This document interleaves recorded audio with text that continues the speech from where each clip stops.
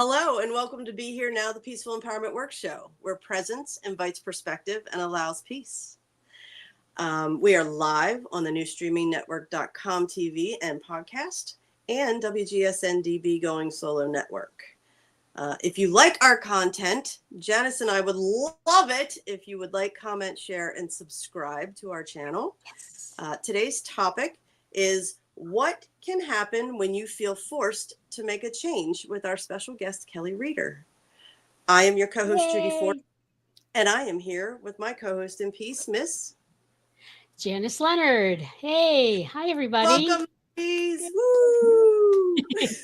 We are so glad to have you join us today, whether you're listening or watching, and we appreciate you. We do this because we love to, Judy and I, and we try to share our stories, some tools and tricks, and try to share love and unconditional acceptance. That's a pretty big goal, huh? And yeah, if you can, we also are a nonprofit. We're part of a 501c3. And if you're able to, if you can donate, that'd be greatly appreciated. And our website is peacefulempowermentworks.org. And if you go there, on the top of the page and the bottom of the page, it says donate. Click on it, follow the questions, and there you go. You get your tax deductible donation. Thank you. Yes. And now that I'm a big TikToker, I get the importance of commenting and sharing and subscribing. It does mean something. So please, I'm going to reiterate what Judy said. And also today, this month is Mental Health Awareness Month, which you may know about. And we talked about it last week. And this week, we're going to talk about it briefly again. And what we want to bring awareness and support around this week is anxiety. People say they have anxiety. It can be from, oh, I don't really want to go there, to debilitating. There's a huge range of anxiety. And one of the good things is to know you're not alone and you aren't alone. And there's all kinds of tools in that, which we've gone over. So you can just rewatch all of our shows. And you can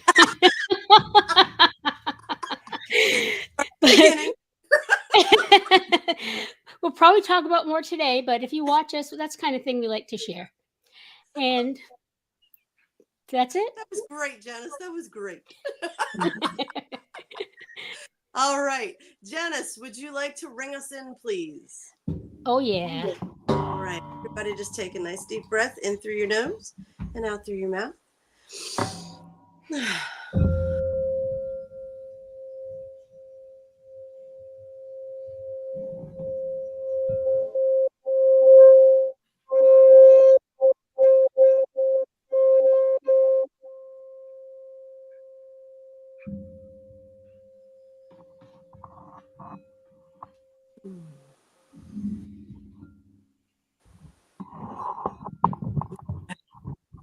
Now I feel so mellow.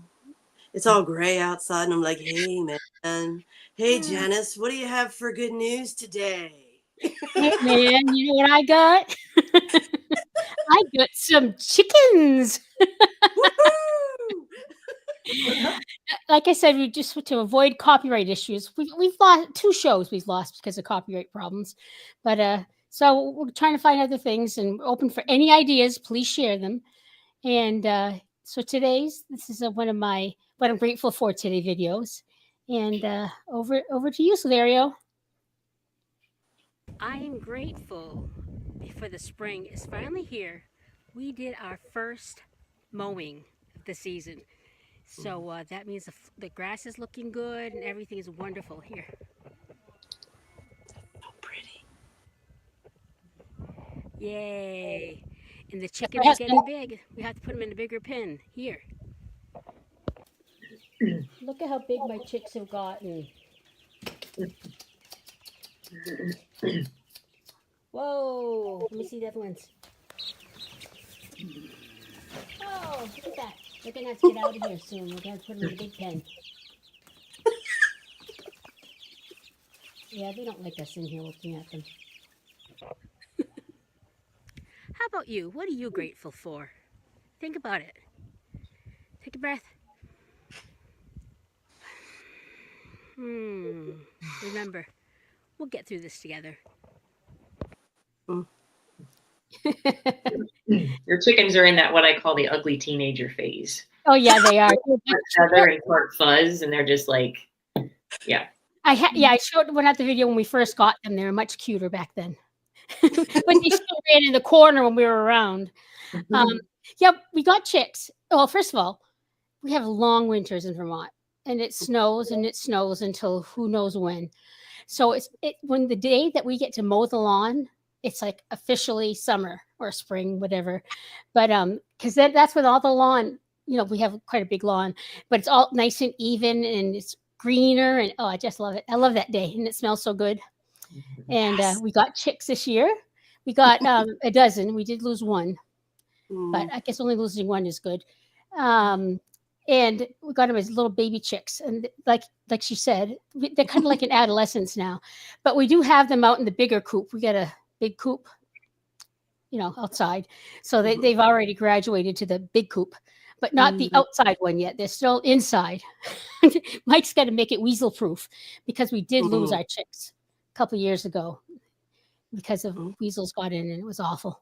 So we got to weasel proof it a little bit better before we start letting them out. Weasels are not nice to chickens. No, they're not. But they're just, the nature is just so wonderful. And when the spring first comes, the leaves starting to bud, everything's just so beautiful. Yeah, that is That's a celebration. And I'm sticking to it. You need to come down south more. I would not be able to survive Vermont winters, I don't think. Yeah. No, you got to like it indoors. I feel like, and I know I'm wrong, but I feel like last Sunday you still had snow on the ground. It wasn't long ago. Or yeah. It was just a few weeks ago. Yeah, definitely. And Kelly, you said you have chickens. I do have chickens. Yep. Yeah. I've had chickens for, I don't know, 15 years maybe I've had chickens now. Yeah. Really? Yeah, I've had chickens for a while. Yep. Okay. I like the fresh eggs. So you were ahead of it's cool to have chickens. Yes. I was definitely pre-COVID, and whatever egg prices have fluctuated to whenever they're there. And yeah, I've been doing them for a while. I thought about doing them for meat too, but no thanks. I can't eat anything I've named. It's different. I'll stick with the eggs. There you go. And do you sell your eggs? I sell my eggs. Yep. And it's mostly neighbors and friends and family and things like that. And then with my Airbnb that I have, I also include eggs with their stay. So yeah, back when the eggs, which is really it's an expensive gift these days. I know. That's what I was just telling people the other week. I said I should have that be like an upgrade or something, or a charge to get eggs for your stay. But no.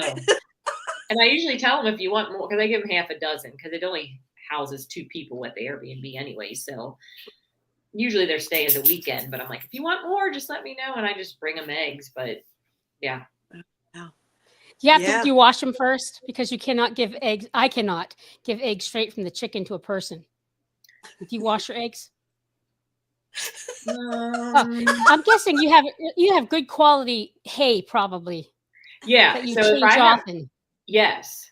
Yeah. And if I have a deep bed of hay, like the eggs are perfectly clean, and I don't like washing the bloom off, which is what is sealed on your eggs when they lay the eggs. That bloom, it basically protects it from bacteria and things like that. Now, if it has mud on it or it has poop on it, then yes, I wash them and I dry them, and yeah, they're clean. But I will have to talk to I'll have to talk to my husband about that, because mine generally have poop on them, and I'll say I think you need to change the hay more often.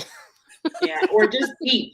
Like my husband built my chicken coop, and we have those nice big nesting box, and it literally looks like you can't fit a chicken in that when I first put the hay in. I put it in that deep, but then they swoosh it down when they lay in it. So, but it's deep, like deep hay, or straw, I should say. It's not hay.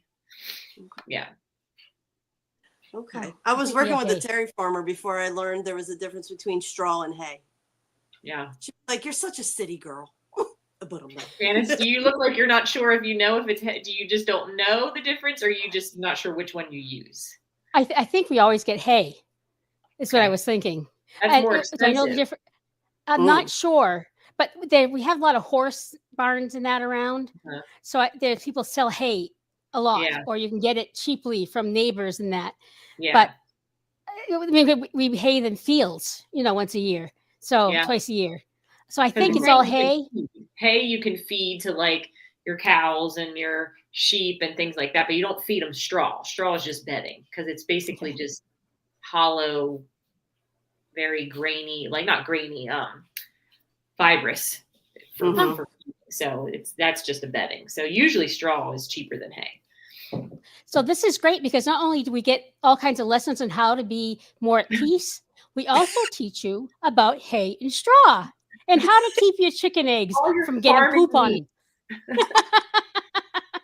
I love it. Little did you know. Exactly. All right, Janice, what do you have for our weekly affirmation this week?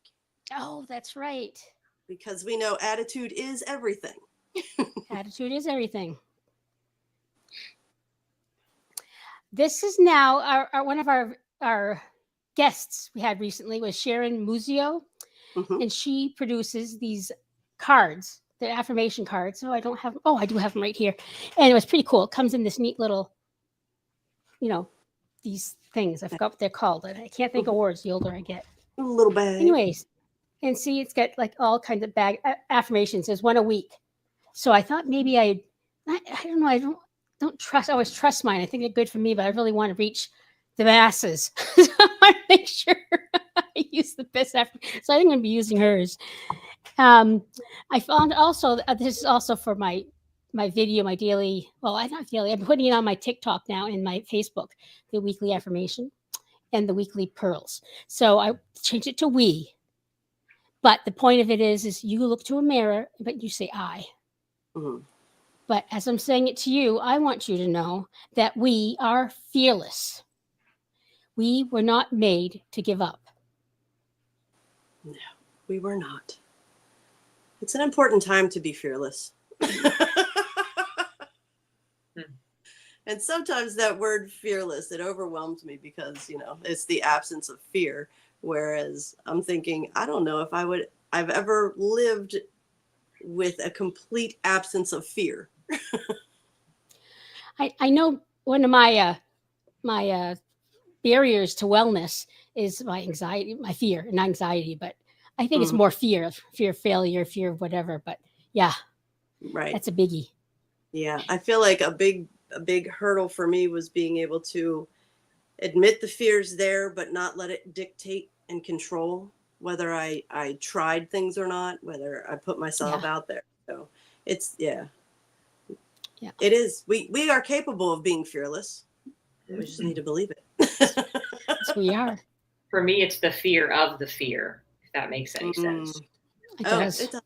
Absolutely. Yeah. Oh, no. I'm going to get into an anxiety attack. Oh, no. Yep. Exactly. This is going to, absolutely. If you've dealt with it for a while, then it's the fear of the cycle. So yeah, I agree. Yeah. The patterns become familiar. So then you have that anxious fear of, what's coming. Cause I've been there and I know what's coming. Yeah. Yeah. Or you like, I'd like to try that, but I'm going to be fearful. I'll get too scared. I won't be able to do that. Yeah, absolutely. Absolutely. All right. So our pearl of wisdom for this week. Let's check that one out. It goes, I found that this was perfect for the topic of the show today. To make big changes, you have to be honest with yourself about what isn't working and how you contribute to that dynamic. That's not blame or shame. It's honest self-reflection. And when you can see more clearly that something isn't working, the motivation grows to shift it. And that's a very polite way of saying, I always say, we don't make changes until we're tired of our own bullshit. And I feel like this was a very nice, polite way of saying, once you are able to see clearly and admit that something isn't working for you, in whatever way it is, you realize it's not working for you, then that motivation to try something different and get out of the old pattern really starts I like to. I like the how you contribute to it also, because a lot of people, well, or I have in my past been in the victim place, Mhm. and you could say, "Oh, this is awful. I hate it. I don't like it," but they don't take responsibility for it. It's like that, Right. they're doing this, and I'm in this. I have that and this, as opposed to self-reflection and honesty about, okay, so what am I doing to my contribution? I like that part, Exactly. responsibility. And I like the no blaming or shaming. It's no That too. blaming or shaming yourself, no blaming or shaming others. It's just the honest self-reflection of, this is where I am. Yeah. And am I ready to try something different to get different results? So, Yes. yeah, and I felt like that kind of led beautifully into our Pathways of Peace topic with Miss Kelly. What can happen when you feel forced to make a change? So there we are. And there's Kelly. We Oh want to no. welcome you to be here now. I like to just read the bio and let people hear what you're about, because not everybody watches the video. They listen through podcast. So Kelly began her journey as a health and physical education teacher for nearly 20 years, during which her students learned to grow small produce on a grow cart for the nutrition unit, an experience they all enjoyed.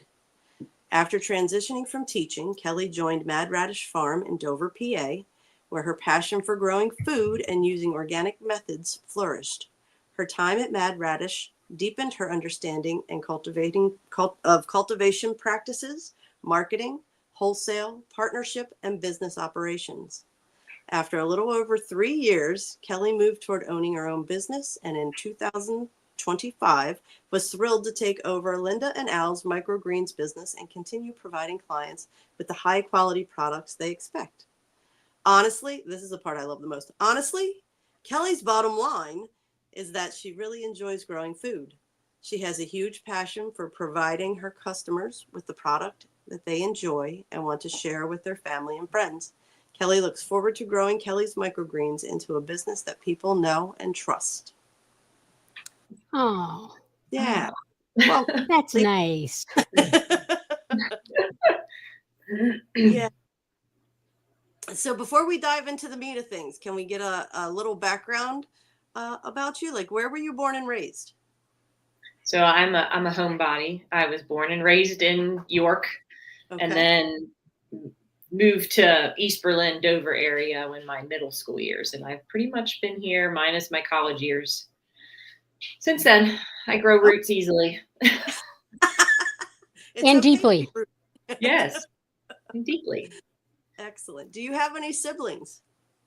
I have a brother. He was in the Air Force, so he moved around, and eventually he grew roots in Shreveport, Louisiana. So he lives in Shreveport. So he's a Southern boy now.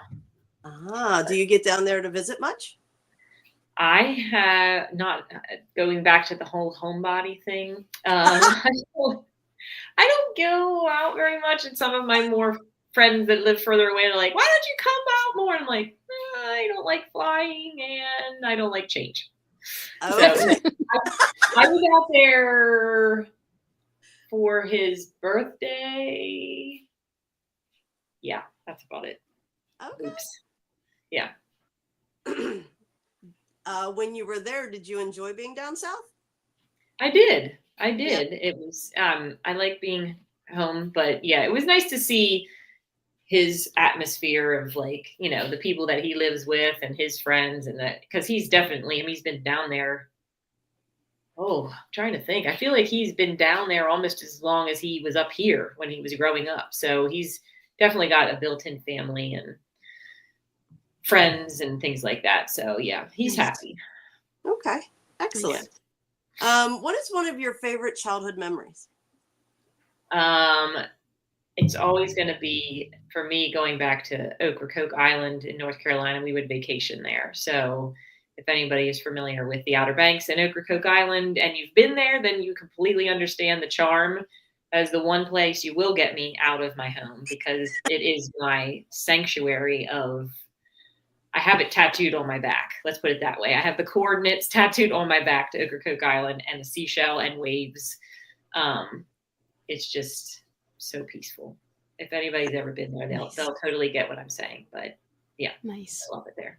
We used to go there every summer. I was going to say, do you vacation there now with your family? Yes. Yeah.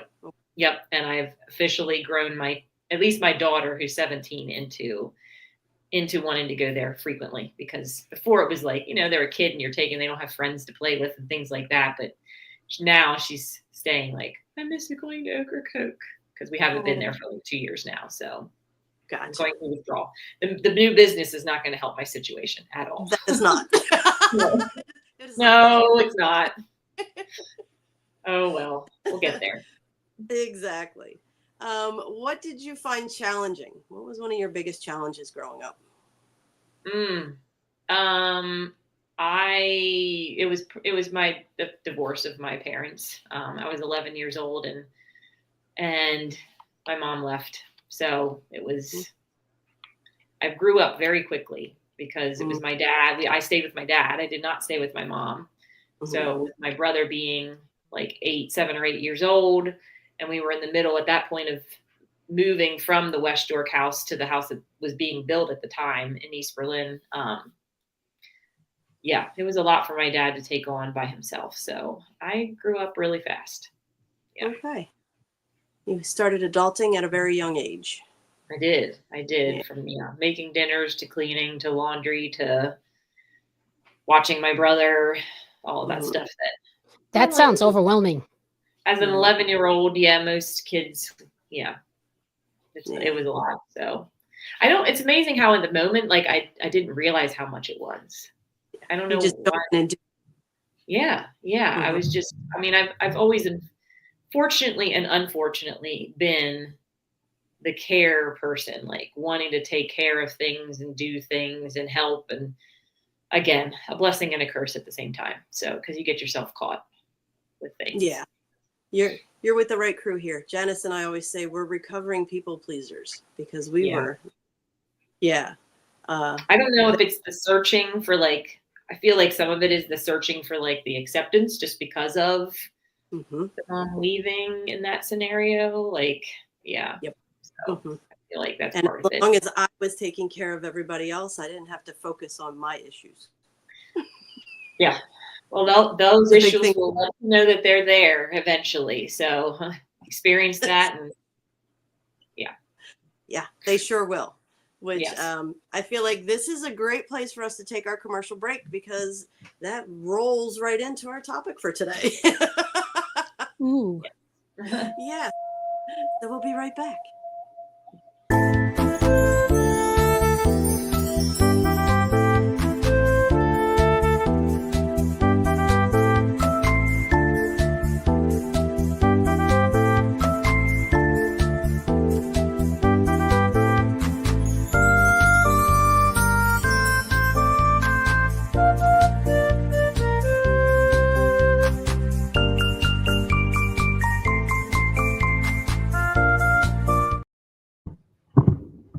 Hello and welcome back to Be Here Now, the Peaceful Empowerment Work Show, where presence invites perspective and allows peace. We are here with our special guest, Kelly Reider, and we're talking about what can happen when you feel forced to make a change. And before the break, we were talking about how people-pleasing actions can be used, in my experience, was a distraction from me dealing with my own issues. And Kelly said, oh, but they will always come to your attention in one way or another. Roughly, she said something like that. And it bleeds perfectly into our topic for today.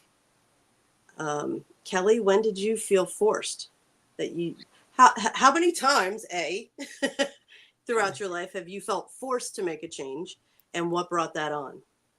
So I think two of the bigger ones are, I was a teacher for almost 20 years, and there was multiple times throughout my teaching career that, especially if there was something that I wasn't pleasing somebody, and that was a lot, was a teacher. That happens, unfortunately, a little too often with parents and students and things like that, administration, that anxiety would rear its ugly head. And I refused to go on medication and tried to work through things with therapy and things like that. And I would go on family medical leave and be able to work my way through it, and then would go back to teaching. And then fast forward a couple years, COVID was finally the one that did me in as a teacher. Like, I tried to come back post COVID after being home and teaching from home.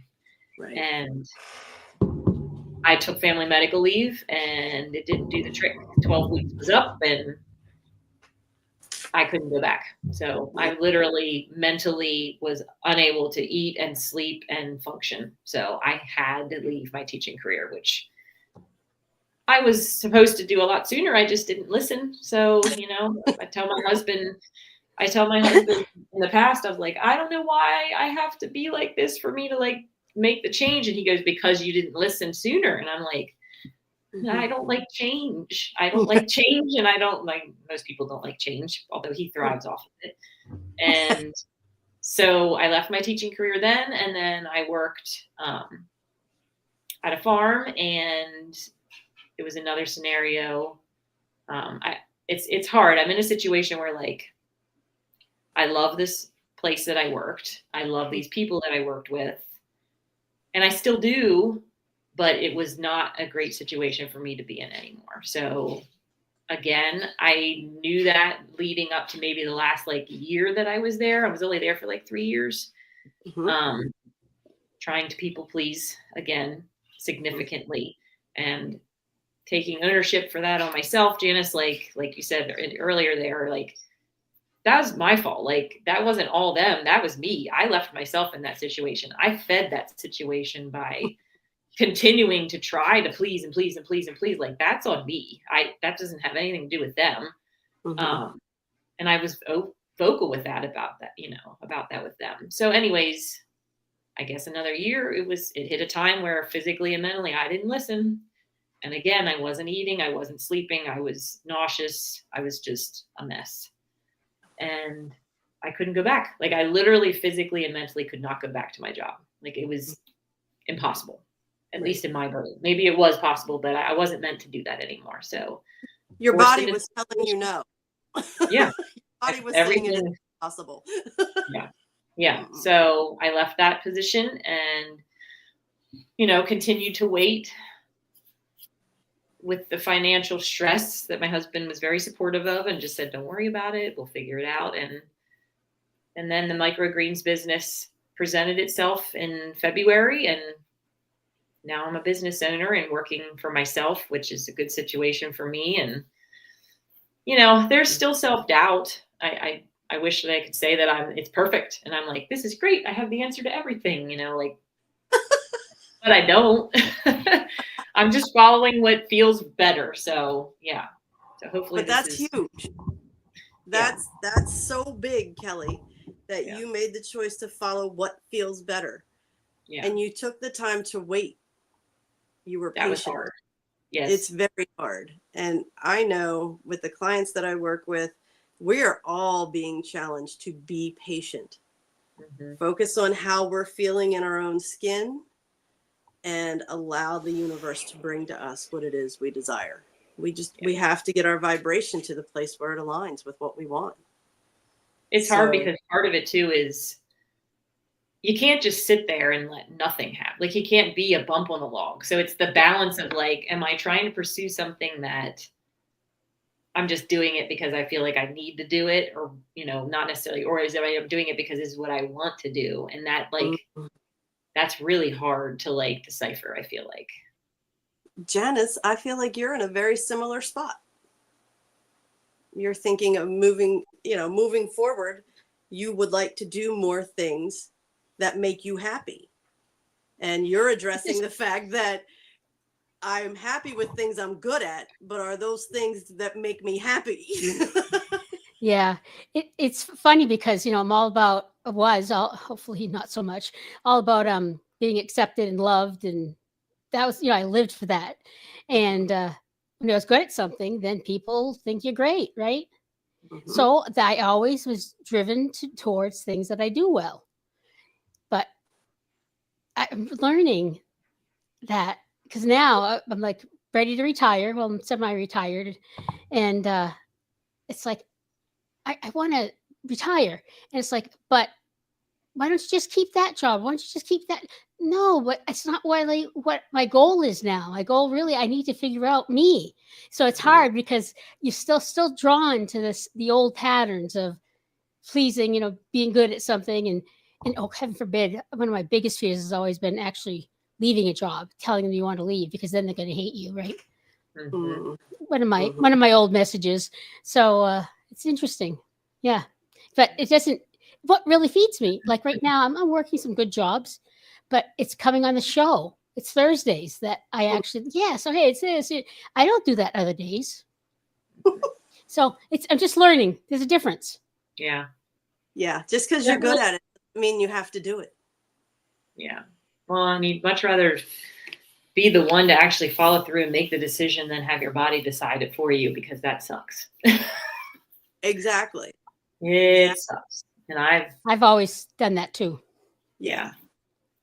So a Nope. question I'm hearing for you, Kelly, is now that you're on the other side of this latest experience, can you reflect back and see where your body was trying to tell you that it was time for you to make a change before it went full blown, no eating, no sleeping? Yeah. I mean,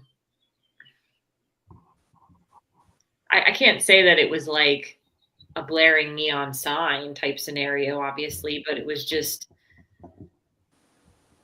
I would come home when I was in my beginning of, I can't say teaching because I feel like that's a different lifetime ago for me for some reason. I mean, that's going back 25 years ago. So, because I started teaching, I can't even remember what I would have talked about when I got home from work back in 2002 or 2003. Was I excited? I don't remember. But for the farm scenario, I'd come home and I would be you feel just different, like fulfilled and just happy and excited. And then it starts to turn into like you're bitching about everything. Like I come home and I don't have anything positive to say anymore. It's all just this happened, and it's like the joy was just gone. So yes, it was definitely sooner, but I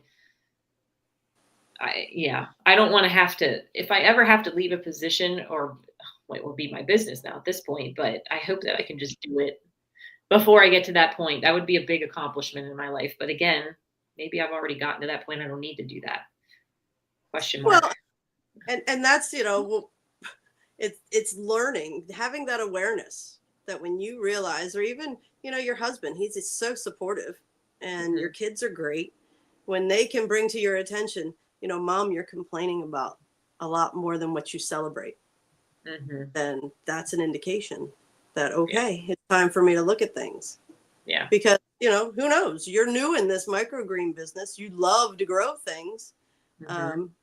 And this is filling your cup, as they like to say. It's filling your cup.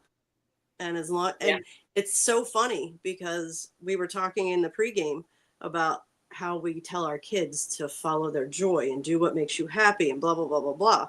And what a wonderful example Kelly and her husband have been for their children to do the same, because both of you have made big shifts in your careers and opted to do things that light you up. So there's no greater lesson for your kids to learn than not only to hear, do what makes you happy, follow those things that bring you joy, than to see it from their parents as well. Yeah. And they get to see how difficult it was for you to get to that point in order for you to make that change. Yeah. Not for my husband. He's very good at listening to that kind of stuff and just doing it when it needs to be done. But hey, he wasn't always that good at it. I met Jason when he was struggling. Yeah. Yeah. He hides it a heck of a lot better than I do. Yeah, he's the master at it now. Yeah. In fact, he just left his last job that he was at too, and he just started a new job this past week. So Did he Yeah. really? Yep. Wow. He was working for Core and Sons in Manchester and absolutely loved the family that he was working for.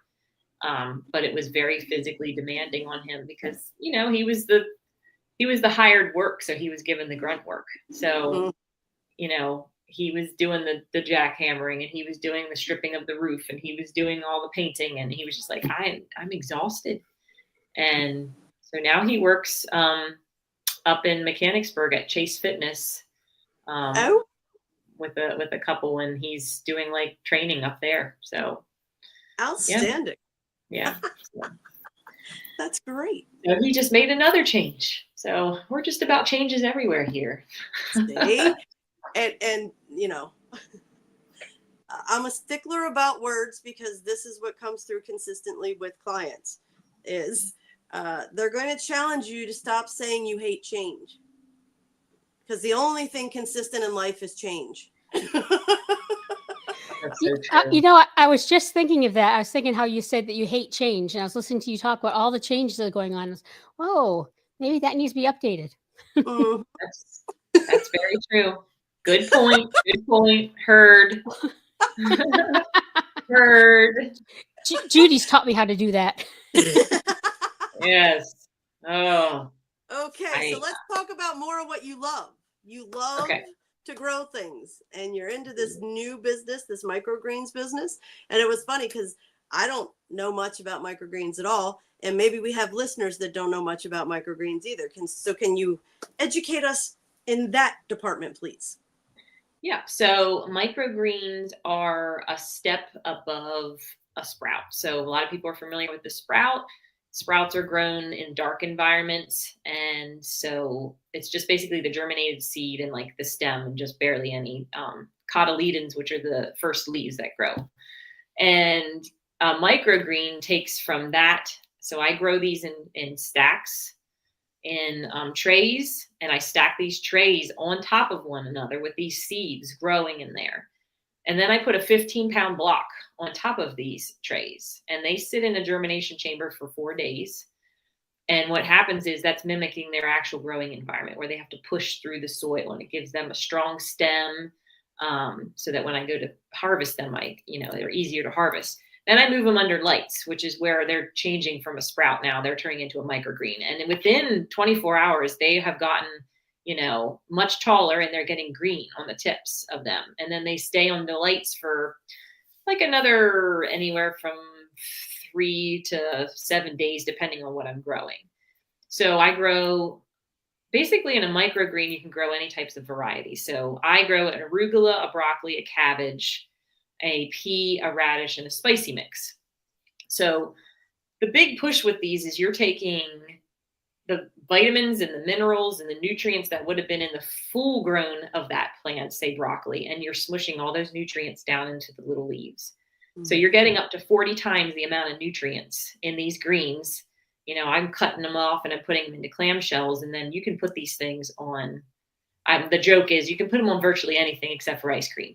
So you can put them on a burger, you can put them on a sandwich, you can put them in pasta, you can put them in soups, you can put them on your eggs, you can literally pretty much anything that you want. I mean, radish goes really good on tacos. The spicy mix goes good on burgers. I just fried cabbage up yesterday with some rice. My daughter loves kale, and the cabbage and the rice and soy sauce and like ramen and things like that. But yeah, they have a lot of nutrients, a lot of vitamins. And the other really great thing is, around here in Pennsylvania, probably really in Vermont, your growing season is not too long. So your fresh greens in that area, you're only getting them from like April through October range, probably even less in Vermont. I can grow these things year round. So I can grow them in my controlled environment. So you can get fresh greens in December or January from here, a locally grown product. I mean, not in Vermont, but it is for Dover, for in Pennsylvania. So, yeah, and they taste good. It's funny when I have sampling for people and they taste it, and it tastes just like what it is. Like if I give somebody a pea and they chew on it, they're like, it really does taste like a pea. I'm like, it's a leafy pea or a leafy broccoli or a leafy cabbage. Like it literally a leafy radish, and it tastes it's almost even more pungent than the grown type because it's concentrated in these leaves. So yeah. Okay. Wow. So Mario, can we go to the next slide? I love how your website says Kelly is always looking for new and exciting opportunities. So if you're local and you want to contact Kelly and talk to her about some opportunities or learn more about microgreens, we have her Local website. is local means Pennsylvania. Yeah, I'm sorry, Pennsylvania. We have her website posted and her email address, kellysmicros@gmail.com. And there's a phone number, 717-880-2054. Her website is Kelly's Microgreens at wixsite.com. Yeah, I'm going a cheaper route using Wixsite, but hopefully I can own my own domain eventually, but yeah. Yes. And would you like to, for the people that are in the local Pennsylvania area, would you like to list off where they can find Kelly's Microgreens and purchase them? So our local people for the Dover, York area, I'm at Leg Up Farmers Market, and that's in York, and I'm at Miller Plant Farm, which is also in York. And then if you're heading up north, and I also have been at Mad Radish's CSA, they've offered it there too. And that's in Dover. And then up north of us, more towards Harrisburg, I'm at a locals market in Dillsburg. I'm at Bayshore up in Mechanicsburg, Bayshore Farm Market. I'm at Green Ridge Farm Market, which is that's more in Camp Hill. I'm at Oak Grove in Mechanicsburg, and then I'm also at Hollaballs in Biglerville also. So a couple different places. Excellent. Excellent. And I love your logo. Thank you. Yeah, I love it. It looks great. The previous owners to the business, it was Linda Jean's Microgreens, and Linda's this, she's an older lady, but she's adorable, and her husband's adorable. And it was a little old lady logo, and I get joked about by the people that I worked with at Mad Radish. She's like, I didn't realize how old you were. And I'm like, that's not my logo. I'm just switching up. So I did a rebranding, and this was my logo. I'm not a little old lady with white hair. Powerlifting. That's hilarious. Powerlifting, because Linda Jean's Microgreens, the previous owner, she holds multiple world records for 74-year-olds in powerlifting, which is just great. So cool. I love it. Yeah, that's so cool. It's from her Kelly, Microgreens. Thank you so much for coming here to be with us and sharing your story of, how paralyzing anxiety has helped you make different choices in life and has found you here, allowing your heart to grow with your microgreens. I love change. Exactly. I embrace change. Working on it. Exactly. Yeah. So,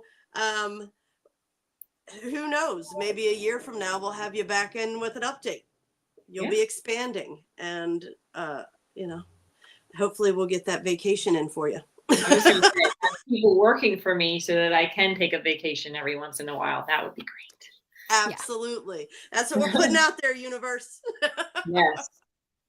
Bring it. Yeah. So we want to thank everybody for choosing to be here now with us. Please always remember, you are not alone.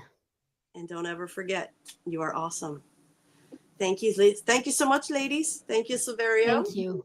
Thank you. Thanks, everybody. Mm-hmm. Thank you. Bye.